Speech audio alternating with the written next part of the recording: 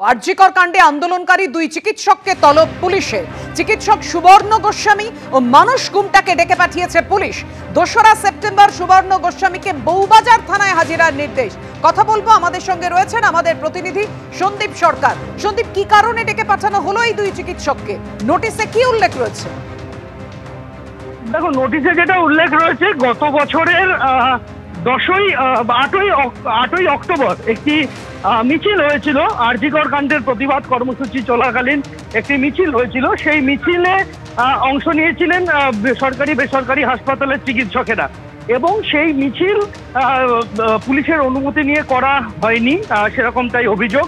এবং সেই মিছিলের উদ্যোক্তা হিসেবে নোটিশ পাঠানো হয়েছে, এবং যে ধারায় মামলা রুজু হয়েছিল সেই ধারা অনুযায়ী তাতে বলা হয়েছে যে রাস্তা আটকানো, সাধারণ মানুষকে যাতায়াতে বাধা দেওয়া এবং সম্মিলিত অপরাধ, এই 3 ধারায় মামলা রুজু হয়েছিল।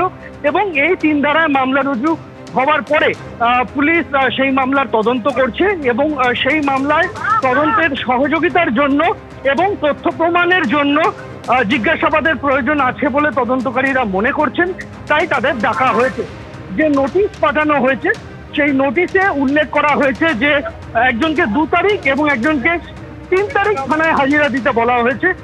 যদি তারা থানায় হাজিরা না দেন তাহলে তাদের বিরুদ্ধে আইনানুগ ব্যবস্থা নেওয়া হবে, সেই বিষয়টা উল্লেখ করা হয়েছে। ধন্যবাদ তোমাকে সন্দীপ। আপনাদেরকে জানিয়ে রাখি, চিকিৎসককে তলব করেছে পুলিশ, 2 চিকিৎসককে। হাজিরা না দিলে নোটিশে আইনানুগ ব্যবস্থার হুঁশিয়ারি। পুলিশের অনুমতি না নিয়ে কেন মিছিল করেছিলেন ওই 2 চিকিৎসক, সেই কারণেই মামলা হলো। আর সেই মামলায় 2 চিকিৎসককে ডেকে পাঠিয়েছে পুলিশ। গত বছর 8ই অক্টোবর মেডিকেল কলেজ থেকে ধর্মতলা পর্যন্ত মিছিল করেন এই 2 চিকিৎসক, এবং কি কারণে পুলিশের অনুমতি না নিয়ে তারা মিছিল করেছিলেন, সুবর্ণ গোস্বামী এবং মানস গুমটা 2 চিকিৎসককে এবার তলব পুলিশের। আরজিকর কাণ্ডে আন্দোলনকারী 2 চিকিৎসককে ডেকে পাঠালো পুলিশ। 2রা সেপ্টেম্বর সুবর্ণ গোস্বামীকে বউবাজার থানায় হাজিরা দিতে হবে, আর মানস গুমটাকে 3রা সেপ্টেম্বর হাজিরা দেওয়ার নির্দেশ দিয়েছে পুলিশ। 2 চিকিৎসককে তলব পুলিশের। হাজিরা না দিলে নোটিশে আইনানুগ ব্যবস্থার হুঁশিয়ারিও দিয়েছে পুলিশ।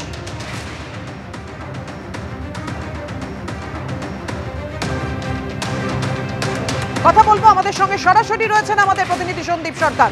সন্দীপ,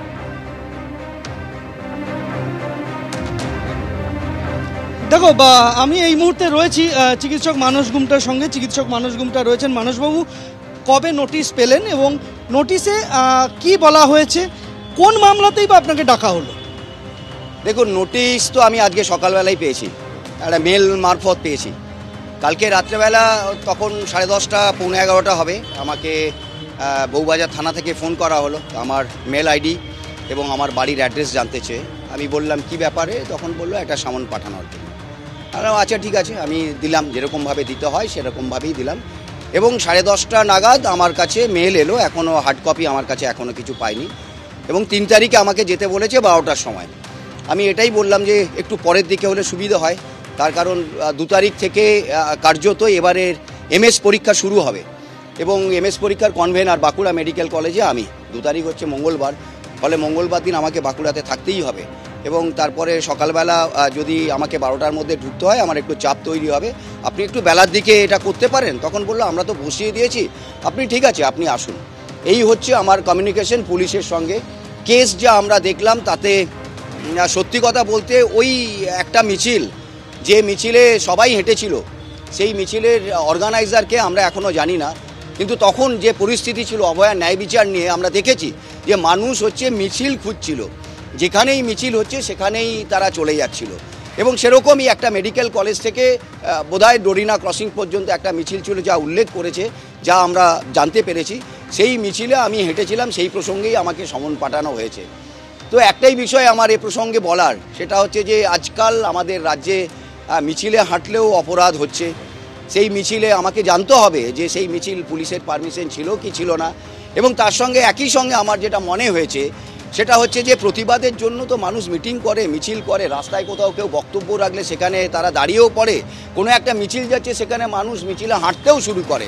তো এটা তো আমাদের কল ছিল না, আমাদের চিকিৎসকদের কোনো যে সংগঠন, আমার সংগঠন association of health service doctors Paschimbanga, বা আমার joint platform of doctors West Bengal, বা আমার অভয়া মঞ্চ, এদের কারোরই ওই মিছিলটার কোনো কল ছিল বলে মনে হয় না। মানুষ নিজের মতোই হেঁটেছিল।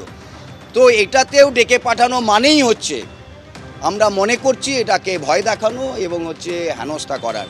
আমরা একটাই জিনিস বলতে চাই, এই যে 1 বছর বাদে আপনারা নিয়ে এসে আমাদেরকে ডেকে পাঠাচ্ছেন, যদি এই আপনাদের যদি ন্যায় বিচার দেওয়ার ক্ষেত্রে আপনাদের এই সক্রিয়তা থাকতো, তাহলে বোধহয় অভয়া ন্যায় বিচার পেত, এতদিন আমাদেরকে রাস্তায় থাকতে হতো না। আরেকটা বার্তা আমরা এটাই বলতে চাই যে আপনারা কি করবে, আমরা তো ন্যায় বিচারের আন্দোলনে আমরা শপথ নিয়েছি যে যতদিন না ন্যায় বিচার পাওয়া যাচ্ছে ততদিন আমরা রাস্তায় থাকব। তো তার জন্য আপনি ভয় দেখালে ভয় দেখাবেন, আপনি যদি হেনস্থা করার চেষ্টা করে হেনস্থা করবেন, কিন্তু আমাদের শপথ নেওয়া থেকে তো আমরা সরে যেতে পারবো না।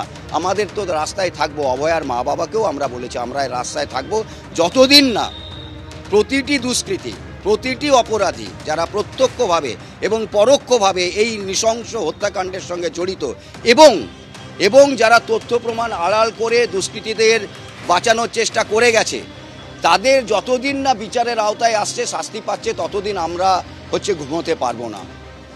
মানস গুমটার পাশাপাশি চিকিৎসক সুবর্ণ গোস্বামী, তাকেও নোটিশ পাঠানো হয়েছে, যদিও তিনি কর্মসূত্রে এই এখন দার্জিলিংয়ে পোস্টিং রয়েছেন। তিনি দার্জিলিং থেকে আসবেন। 2 তারিখ তাকে ডাকা হয়েছে, তিনি সময় চেয়েছেন, তিনি বলেছেন 2 তারিখ তার পক্ষে আসা সম্ভব নয়। তিনিও 3 তারিখ অর্থাৎ একই দিনে যেদিন মানস গুমটাকে ডাকা হয়েছে, চিকিৎসক মানস গুমটাকে, সেই দিন তিনিও বউবাজার থানায় হাজিরা দেবেন। এখনো পর্যন্ত পুলিশের সাথে যা কথাবার্তা হয়েছে তাতে তাই জানানো হয়েছে চিকিৎসক সুবর্ণ গোস্বামীর তরফে।